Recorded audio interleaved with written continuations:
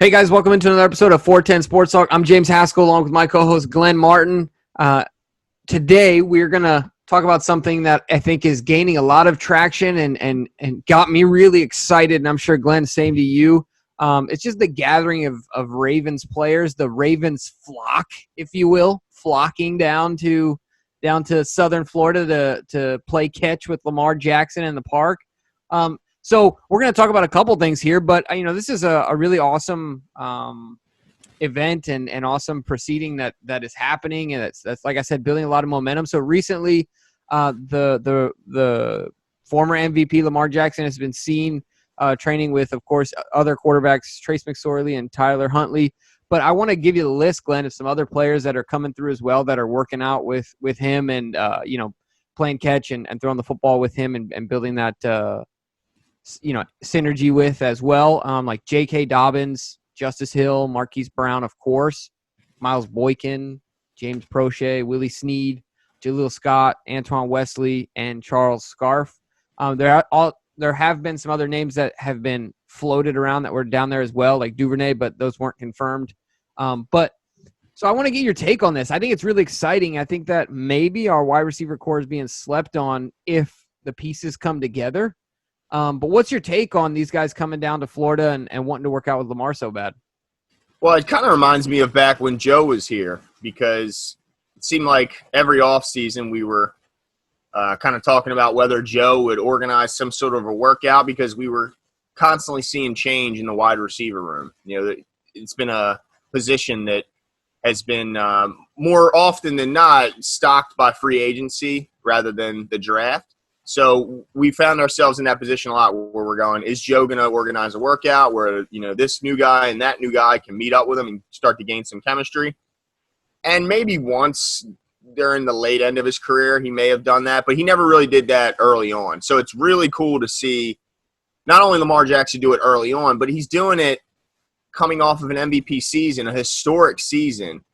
So it's just awesome to know that he understands that if you're not getting better, you're getting worse. So it's really cool that he's constantly pushing to get better, despite the fact that he just had such a crazy, incredible season. And you're right. I mean, I think that this is a big offseason for a few guys, and Miles Boykin is certainly one of them. I think that he got everybody's hopes up and had everybody excited with his play in training camp and preseason, and then kind of disappointed in the regular season. So if he can make the leap, or if he can kind of pick up where he left off in the preseason and training camp, and then expand from there, if he can make that leap and become what we're hoping, a big possession guy who's also has that top flight speed, man, he could really be a big time difference maker, a guy that fills the void that we need, because Duvernay and Prochet were brought in, but I don't think they can fill the void. They can't fill that need of that big-time, tall possession receiver that still has the speed. They just can't do that. So I think he's a really important piece of that group that I hope can make the leap that we're expecting Hollywood to make. Right. No, I'm with you. It's interesting because I think Boykin's in a unique situation where he, like you said, the Ravens have kind of left it up to him. I mean, if he wants the position, I don't think there's anyone other than maybe if like Jaleel Scott absolutely breaks through, who doesn't have the same speed, but body type. There's no one else that can fill that need on the roster at this point. Because like you said, the body types are different. We have a specific need for that, big guy that can catch it in the end zone, go get it and stuff like that, high point it and such. And so it's going to be really interesting. It's got to be a really pressurized situation for him to know that, like, there's no excuses here. It's it's your job if you want it, but do you want it? And can you make the progression to be able to fill that need? I think it's going to be really interesting. I also think it speaks to Lamar's leadership, because when you're on the field, I think football more than anything, you need time off the field to get to know one another, to know each other's preferences, because every play has so many variables where, like, I mean, we grew up together playing basketball, and you get to know each other's game, and you know what this person's going to do in this situation without speaking to each other. That's two people. But when you're talking about a play that's so intricate, and in a split second, you need to make a decision and know what that person is doing or where they're going to be. I think that takes time off the field too. You need to get to know that person, have some confidence and some trust. And I think that only adds to the intricacies that you can put into your offense and the more that Greg Roman can do. I think that's understated. But overall, the question I want to pose to you is if you have Marquise Brown, who everyone is picking as like a breakout candidate. In fact, so many people are picking it. I hope they're not jinxing him for like an injury-riddled season. You know what I mean? Like, stop. I almost want people to stop talking about Hollywood because it scares me. There's so much. Sleep on him a little bit, yeah. And then we just talked about Boykin. But if Duvernay can fill in that third spot as an above-average producing receiver, I won't get any more specific than that, but as a guy that's a legitimate threat, I guess is what I'll say. Do you think that right now, that's a lot of ifs, but if those things happen, I think that people could potentially be sleeping on our wide receiver core. And then of course you throw Willie Snead in there. What do you think about that idea of what I just stated? Yeah, I think it's going to be it's going to be a team event. I mean, just like football is. It's going to rely on a few things. So it's going to rely on, first, Greg Roman deciding to expand the offense and incorporate the wide receivers, certainly the outside wide receivers, more often. I think his design of his offense was to keep Lamar more in his comfort zone. So Lamar himself has to expand his game and get better at those outside throws in order to make it happen. And then the receivers come into play. That they have to be able to show that more than just Hollywood can create enough separation and hold on to the ball enough on the outside to gain the confidence of Lamar and the coaching staff to say, look, we can get it done on the outside. You don't have to just throw it over the middle to Mark Andrews and short to Willie Snead and then hit the occasional bomb to Marquise. You know, we can have a more extensive, more well-rounded passing game, but it's going to require a team effort. It's never just – that's the thing you mentioned about basketball and football, how it can be different is, you know, basketball, one or two guys can take over a game. You know, there's 11 guys on offense, and if just one of those guys messes up, you know, now with Lamar, he can kind of cover that up, you know, because back when if Joe was sitting in the pocket in the left guard or left tackle misses their block, he's going to get creamed. Now, I will say that Lamar can cover up a lot of weaknesses, but it's still a team effort, and it still requires all 11 guys to be doing their job to make a play work to its best, you know. So I think to get those receivers, it's going to require all of them to step their game up. But certainly it's going to take guys like Miles Boykin, and you mentioned the size factor. It's kind of cool to hear Antoine Wesley's name get thrown out there too. Although he lacks the speed that it's clear the Ravens are kind of going to a speed movement, he does have the big body. He does have the trusty hands. So who knows? Maybe he benefited from a year on that practice squad, and maybe he'll be the surprise guy. I think there's going to be a surprise guy in the receiving room. And whether that be – maybe Boykin wouldn't be considered a surprise for many, but for me he would because he really fell flat during the regular season last year for me. Right. So it could be one of those guys. But I think it will be a big body guy who takes over and gets one of those spots that we really need. But yeah, Duvernay. I would like to hear if Duvernay was actually down there, because I think if you're the one, what if you're the one guy left out? Because it sounds like almost everyone was on your list outside of Duvernay. Yeah, I thought it was interesting that Mark Andrews was in there. He's probably like, me and Lamar, we already got our. Yeah, but still, I mean, you're right. I'd like to hear his name on there, despite the fact that they have such a good rapport, because Hollywood's on there and they're like besties. Yeah, now it might be a regional thing based on COVID to where it might just be a little more difficult to get there. I know that's why Boykin was late to the show, because it took him a little long to get there until his state went into phase 1. Did he leave and go down to Florida? And same thing with Nick Boyle. I think Nick Boyle in the offseason is up here. Yeah. And so, I think it would be hard to get down there. I don't know if he wants to drive to Florida. Well, let me ask you this, though. We mentioned a few guys that are there. I think we both understand what the receivers can get out of this with Lamar, out building the chemistry and all that stuff. But you mentioned a lot of running backs on your list. What do you think the running backs – I mean, do you think they're just simply setting up, simulation flare patterns and just simple dump downs? Or do you think what can the running backs get from practicing with Lamar? I think it's I think the way that we rush the football and having that ball in the mesh and running the RPO so much, there's got to be trust between the receiver, the quarterback and the running back. And Lamar is so deceptive because he holds the ball to the last second. You've got to know what he's going to do, and you've got to know what each other are thinking and what each other are seeing, right? Because you can't see, your eyes can't see something different than Lamar, or else that ball's going to end up on the ground. Mm-hmm. Period. So you got to know what he's seeing when he sees it and what's going to happen. And so I think that's important for J.K. Dobbins. I think Justice Hill's down there for the same thing, but I think he's also trying to, gain some trust there, because that's another big piece of it. Lamar threw the ball a lot to Hollywood last year because he trusted him, period. Yeah.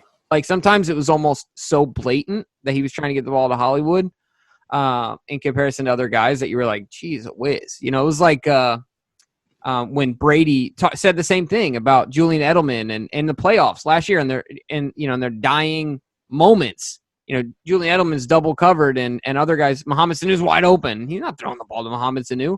I think it's a similar scenario where Justice Hill's trying to gain some trust from Lamar.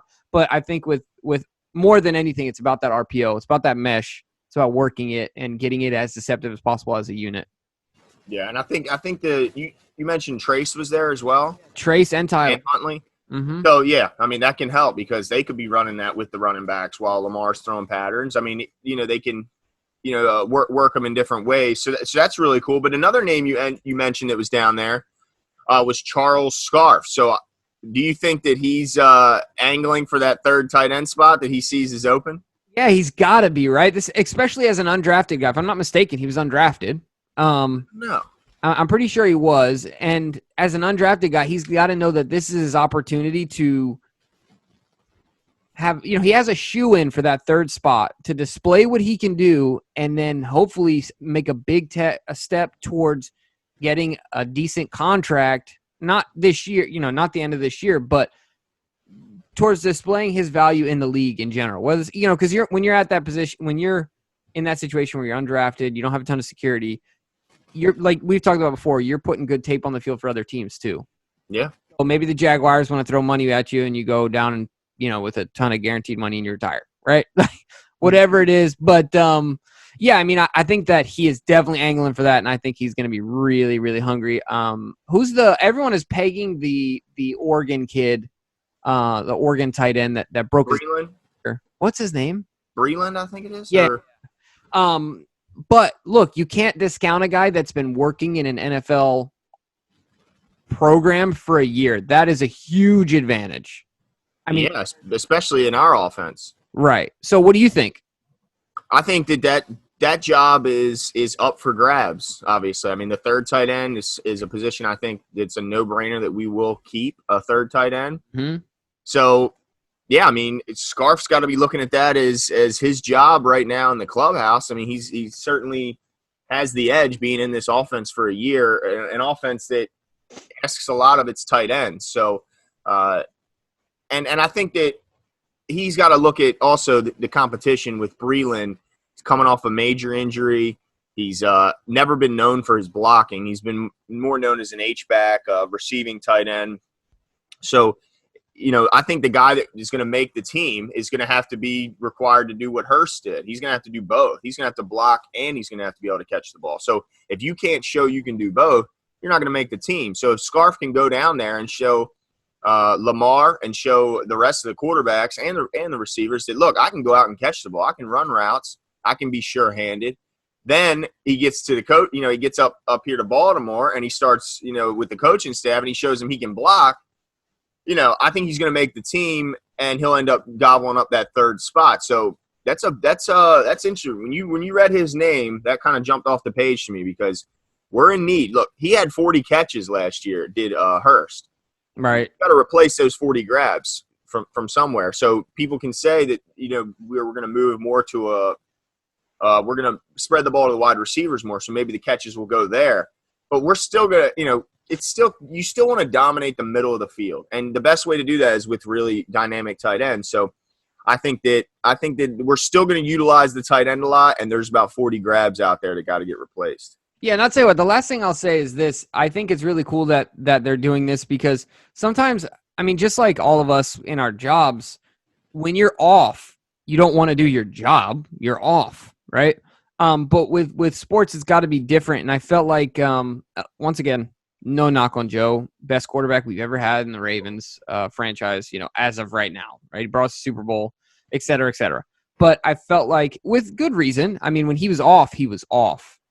But there are certain people, and it's easier to do with sports than other, but there are certain people that when they're off, they think about their job. And if they're not doing anything, it's like, well, might as well hop on and put in a couple extra hours, because what else am I going to do? Right? Like, am I going to sit around twiddle my thumbs, whatever. Like there's even nights where, I'm thinking about my job, and might as well, I get up late at night and I start working on my job, because what else? I'm going to watch YouTube and well, you could do that. You could subscribe to the show, but you know what I'm saying? Like, well, and you have one thing in common with Lamar, and the fact that you both don't have children yet, and Joe has 5 of them. So yeah. He had enough to keep him busy away from football. Or enough to keep him out of the house. That's true. A good enough reason to leave. Right? Because better changing diapers. Like, at least you got a legitimate excuse. So all I'm saying is that it's really cool for a guy to be passionate about his job and say, I'm not doing anything else. Might as well get better. And he's the reigning MVP with the most historical season that we've seen in quite some time. Right. So that was really my point. I realized that was kind of long-winded, but I hope you got my point there. Where, like, it's cool to see that, where he's taking pride in, and it's not just a job to him. He's passionate about it, and he wants to be the best at it. And I think and he already is. That's what's even cooler. That he's already the best, and he wants to get that much better. I think you're right. I think that's the whole point of this, is the fact that he's already done so much in such a short period of time, and yet he's showing that he's still so driven to just get better and better. Right. The other thing, too, I would like to know the record for off-season workout numbers as far as teammates together at once, because there are a ton of guys. I mean, it is a list. Usually you hear about 3, 4, maybe 5 guys together, but this is, let's see, you got 3 quarterbacks, you got 2 running backs that we know of, and then you got 1, 2, 3, 4, 5, 6, 7 receivers and a tight end. Insane. I mean, I know that COVID's going to play a big part in that, and maybe we don't see it from other teams because we're not covering them, but that's got to be a Ravens record for an off-season workout. Yeah, absolutely. So I'm really happy with it. I couldn't say that I'm any happier with what Lamar has done so far, and I hope that, I know that we'll see the results of this out on the field. I can't imagine. Jimmy, as good as he was last year, if he makes the same leap, what are we going to see on the field? It's going to be incredible. I mean, yeah, you're absolutely right. I don't know if his leap will be as astronomical, but I think that it will be the refining of his craft. You know what I mean? In small ways, it's going to make the big difference. You talked about it. Getting outside the numbers, being efficient outside the numbers. And if you look at his numbers, they're not terrible. I think a lot of it, people talked about him being nervous or scared to throw outside the numbers. I think he was just taking what was given to him. The offense that Greg Roman ran, like you said, played to his strengths. So why is he not going to play to his strengths? He doesn't need to prove anything to anyone. Like, right. He's obviously dominating. So that's what it is at the end of the day. Well, it's dominating the middle of the field. I mean, what I've heard, I read that leaked journal that got leaked out from Bill Belichick, and he even says it. Dominating the middle of the field is, in his opinion, and I've heard a lot of people say it, the most important thing. You dominate the middle, and then you work your way out. That was his thing, and that's the easiest, most comfortable way. I mean, even back when I was playing football with my friends, our buddy Rich was always the quarterback. I was the tight end, right. And we got the most balls thrown to him. Not only were we really good friends, but also it's just easier line of sight. It's a shorter throw, and it's more comfortable. So, I don't think there's anything wrong with dominating the middle of the field, but when teams make a concerted effort to take that away, you have to be able to hurt them with outside throws, and that's what we're kind of hoping that he makes that next step. Yeah, so let us know what you guys think. Let us know how excited you are, just like we are, about these guys getting together. And then the question we're going to pose to you is this. Who is, of this list, who is the breakout candidate for you guys? Glenn identified his guy. I think being Antoine Wesley could be a potential breakout candidate. What do you think about Charles Scarf? But who's the guy on this list that you think will be the surprise going into the season? Let us know what you guys think. Make sure to hit the subscribe button so you can stay up to date. And we'll talk to you guys soon. See you.